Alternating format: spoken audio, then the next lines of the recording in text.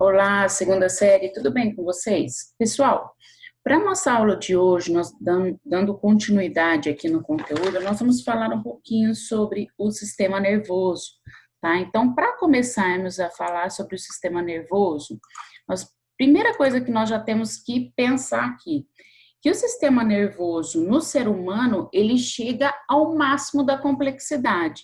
E é tão máxima essa complexidade que nem mesmo nós, seres humanos, né, cientistas, ainda conseguimos determinar todas as ações, todas as qualidades, todas as funções do nosso sistema nervoso, porque ele é bastante complexo mesmo, tá?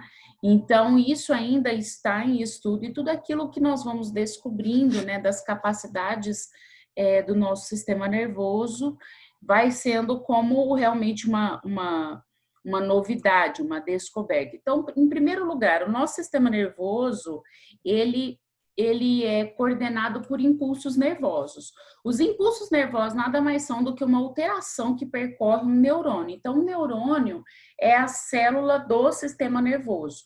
Então, em repouso, o impulso nervoso ele vai ter uma carga negativa na face interna e positiva na face externa do neurônio, tá? Então, ele cria uma diferença de potencial de menos 65 milivolts. Parece ser baixo, mas então a gente já pode entender que o impulso nervoso, que o nosso sistema nervoso, ele funciona com eletricidade. Mas quem é que produz essa eletricidade? A bomba de sódio e potássio, tá? Então, a diferença de potencial de repouso ocorre pela diferença de concentração de sódio e de concentração de potássio.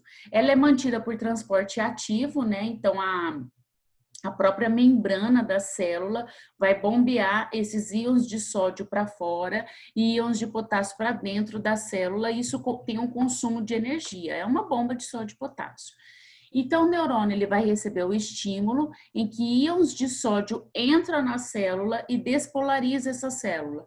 Aí a proteína da membrana celular vai facilitar essa passagem de íons de sódio e potássio. Então, essa facilitação da proteína da membrana celular tem um desgaste de energia. Se o estímulo atinge o neurônio, os portões se abrem. E se o potencial de repouso passa, então ele vai passar de menos 65 milivolts para mais 40 milivolts. É instantâneo que isso daí acontece, tá? E isso vai acontecer a cada 1 milésimo e meio de segundo. Depois vai acontecer a repolarização. Então, vai acontecer o tempo todo. Ela despolariza, repolariza, despolariza e repolariza. Essa diferença que tem de carga positiva e negativa é que acaba criando uma carga elétrica, né, que a gente chama de impulso nervoso, tá? E é lógico que esse impulso nervoso, ele é sempre unidirecional. Ele vai acontecer da direção do dendrito, passa pelo corpo celular, chegando até o axônio, tá? Então, ele sempre vai acontecer nessa direção, que vem aqui, na onde fica o núcleo, tá? Que é o dendrito, vai passar pelo corpo celular, chegando até as ramificações, que é o axônio. Então, perceba que nesse esqueminha que eu coloquei aqui para vocês, nós temos um sódio, que é positivo, e ele vai ser lançado para o lado de fora.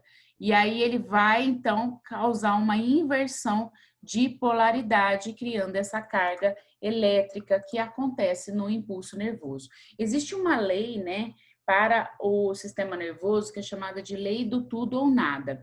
O que significa essa lei do tudo ou nada?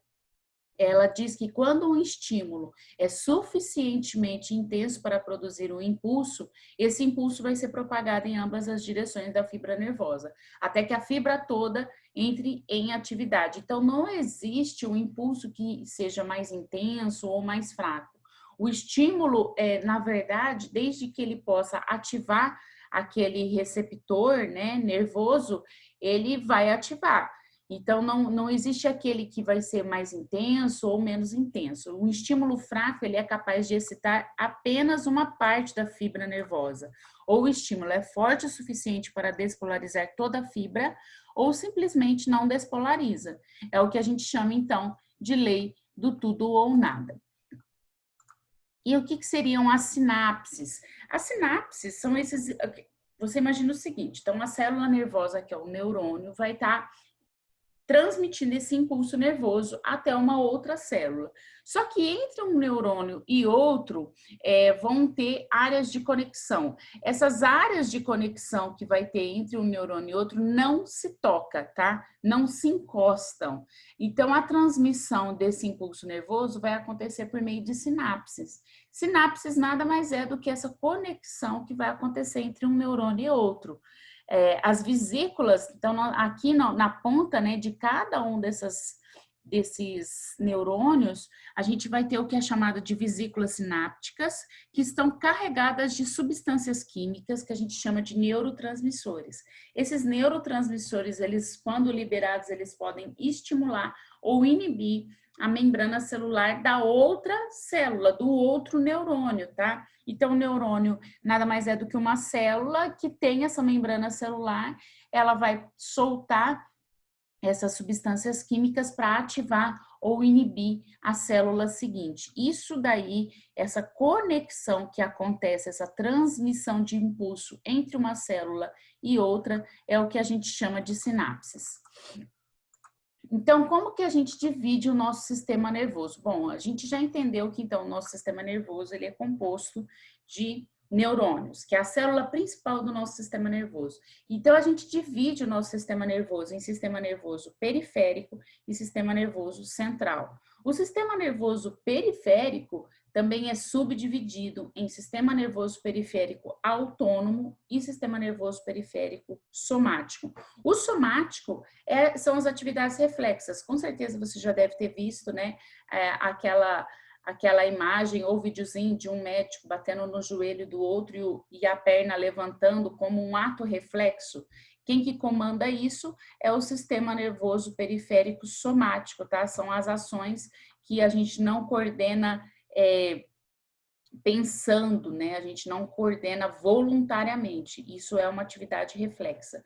E o sistema nervoso autônomo, a gente também subdivide em simpático e parasimpático. Os dois vão ter ações antagônicas, daqui a pouco eu vou falar um pouquinho mais do que seria esses dois. O simpático é coordenado pela noradrenalina e o parasimpático pela acetilcolina, que são substâncias químicas liberadas pelo nosso organismo para a realização de várias ações, tá?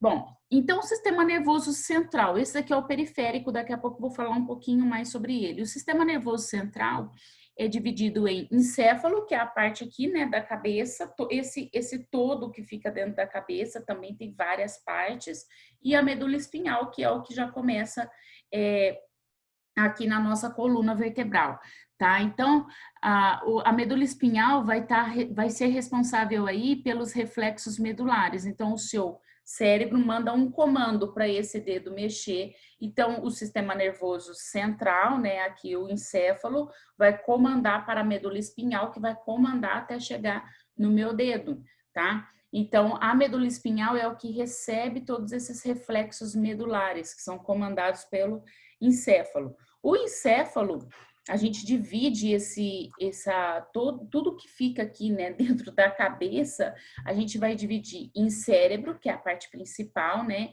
A gente também vai colocar em hemisférios cerebrais em direito e esquerdo, né, que é o centro motor e sensorial do nosso corpo. Lembrando que o hemisfério, por exemplo, quando a gente fala do hemisfério direito, a gente está falando da criatividade, associada à criatividade. Tem pessoas que vai ter vai ter esse hemisfério mais desenvolvido. E quando a gente fala de hemisfério esquerdo, está relacionado à área de processos analíticos, racional, matemática. Então, todos esses vão estar relacionados ao hemisfério esquerdo. E tem pessoas que vai ter esse hemisfério mais desenvolvido. Isso varia de pessoa para pessoa, tá? E, além disso, no cérebro, a gente tem o tálamo, que está aqui, ó, representado nesse esqueminha, que é um centro de transmissão e processamento de informações sensoriais, né? Então, aqui vai atuar, por exemplo, a cognição, ajuda na regulação das atividades autônomas, tá?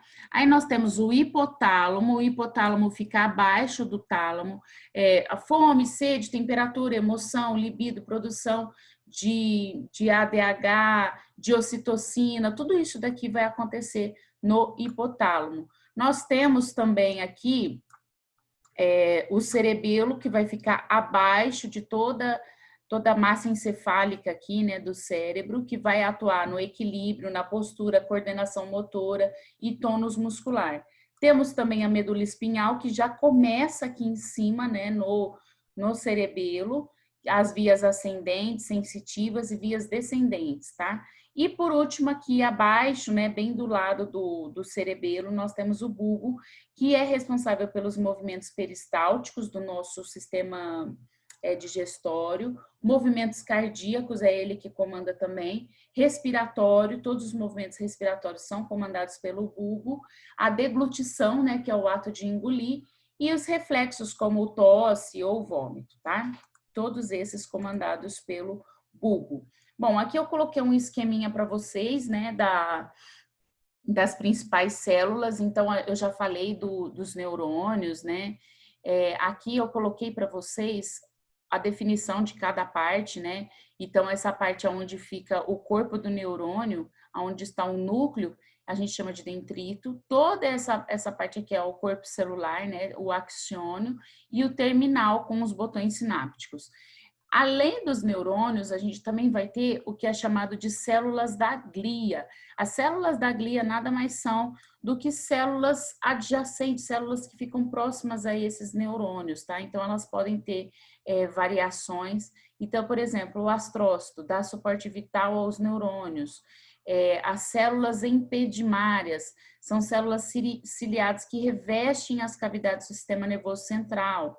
As células de Schwann envolvem os axônios de neurônio, formando as bainhas de mielina. Então, essas células da glia, a gente pode determinar, pode dizer que são células adjacentes, células que vão ajudar as células nervosas do nosso sistema nervoso, tá?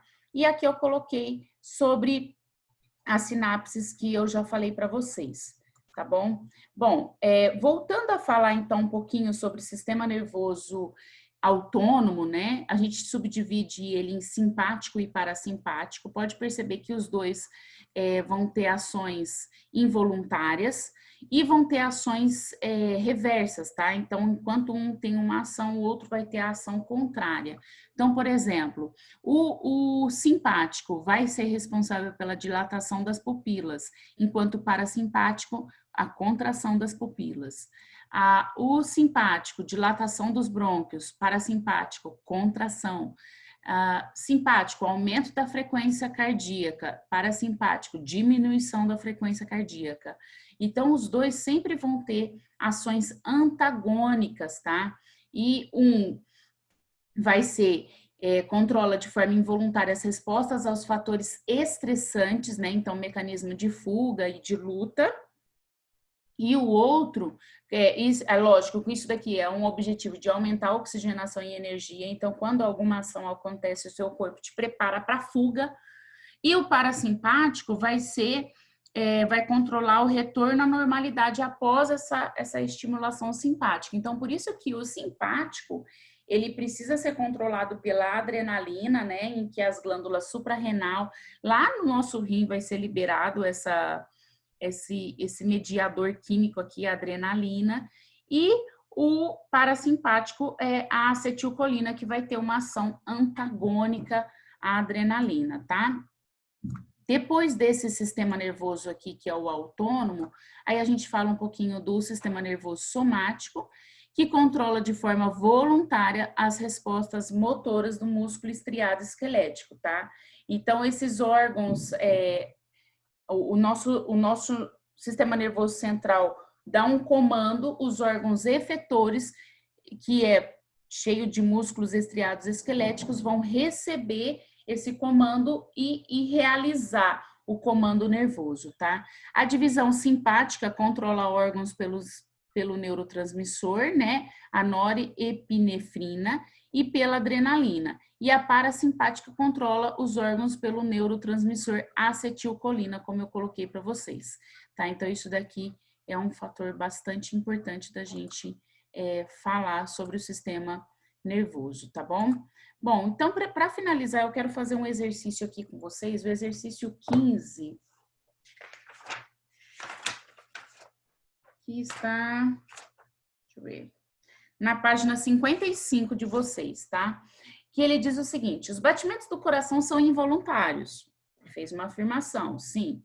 E estão sob o controle do sistema nervoso, certo? Qual o ramo do sistema nervoso que executa esse controle? Ele está falando em relação à ação, não quem faz o controle do órgão, tá? Ele está falando esta ação de acelerar os batimentos cardíacos.